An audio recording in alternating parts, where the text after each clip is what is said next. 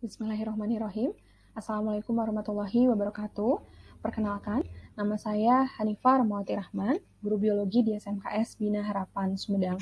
Pada kesempatan hari ini, saya akan membuat video refleksi, yang mana video refleksi ini merupakan video dari latihan mandiri guru pada kegiatan motivasi lembar aksi 1. Nah, motivasi dan lembar aksi 1 ini merupakan bagian dari motivasi dan merdeka belajar di rangkaian Semangat Guru 2, kompetensi non-teknis pendukung implementasi kurikulum merdeka. Ada 3 hal yang ingin direfleksikan. Pertama adalah dari pertanyaan, apa hal baru yang Anda pelajari tentang motivasi dan merdeka belajar? Hal baru yang saya pelajari adalah terkait motivasi konten dan motivasi proses.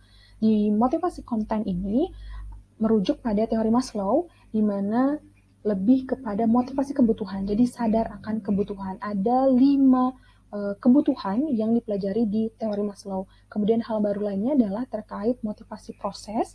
Ini merujuk pada teori Locke, yang mana kita belajar untuk menyusun tujuan, goal setting, sampai dengan proses refleksi dan umpan balik. Dalam pembelajaran ini juga hal baru lainnya adalah saya menyadari Maslow before Bloom. Jadi kita harus sadar dulu kebutuhannya, baru kita menentukan nilai-nilai pengetahuan. Kemudian di pertanyaan yang kedua, yaitu bagaimana lembar aksi 1 membantu Anda untuk melatih motivasi. Nah, pada lembar aksi 1 itu sebetulnya saya jadi tahu saya ini guru di tipe tantangan yang mana dan guru harapan yang mana. Jadi saya menyadari bagaimana sebetulnya situasi dan kondisi saya gitu. Kemudian juga saya belajar memetakan kebutuhan, kemudian dibantu untuk menyusun tujuan sampai dengan umpan balik. Dan hal ini bisa digunakan untuk kegiatan-kegiatan pembelajaran selanjutnya. Kemudian di pertanyaan terakhir, yaitu apa tips Anda untuk para pengajar mengelola motivasi dan menerapkan merdeka belajar? Nah, sebetulnya untuk tips ini juga saya masih belajar, masih menerapkan juga gitu. Jadi kalau hemat saya, sepertinya untuk mengelola motivasi dalam merdeka belajar ini adalah kita perlu menyadari dulu kebutuhan, sadar kebutuhan, merujuk lagi kepada teori Maslow. Kemudian komitmen pada tujuan, ini juga bisa merujuk pada teori Locke gitu.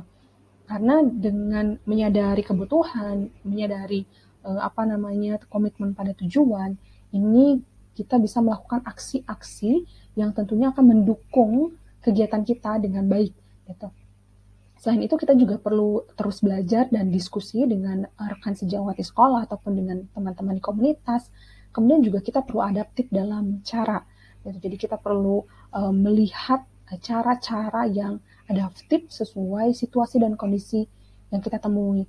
Perlu reflektif. Jadi reflektif umpan balik ini memang perlu dilakukan untuk mengelola motivasi agar kita senantiasa melakukan perbaikan.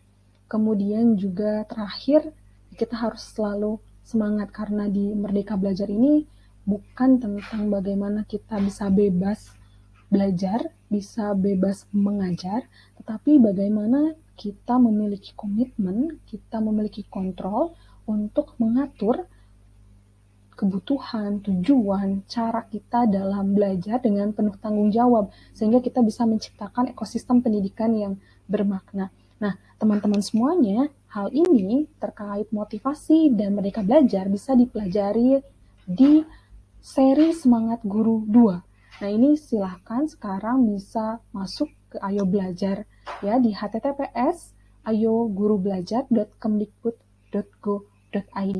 Jadi, silahkan segera bergabung untuk mengikuti seri Semangat Guru 2. Terima kasih. Wassalamualaikum warahmatullahi wabarakatuh.